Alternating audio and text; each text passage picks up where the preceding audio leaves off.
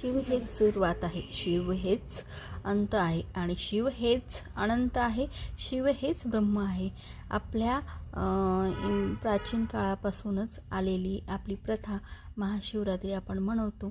या दिवशी म्हणतात की पार्वती आणि शिवांचं लग्न झालेलं होतं आणि त्यासाठीच आपण महाशिवरात्री आपण करतो. त्या दिवशीच माता पार्वतीला शिव मिळाले होते आणि त्यांचं लग्न झालेलं होतं. बघा इथं कांचनताई आणि पूजा घरी आल्या होत्या आणि मी महादेवाची पूजा करत होते, तर आम्ही तिघींनी मिळून पाणी घातलेलं आहे आणि परत आम्ही त्या तिघींनी मिळून शिवाची अर्चना केलेली आहे, पूजा केलेली आहे. मनोभावे यथा सांग. तुम्हाला आमचा महाशिवरात्रीचा ब्लॉग कसा वाटला नक्की कमेंट करा, शेअर करा, सबस्क्राईब करायला विसरू नका.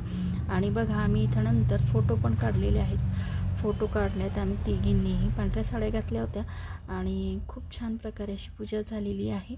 तुम्हाला आम्ही कसं वाटतो नक्की कमेंट करायला विसरू नका आणि की सांगा आमचा ब्लॉग कसा वाटला.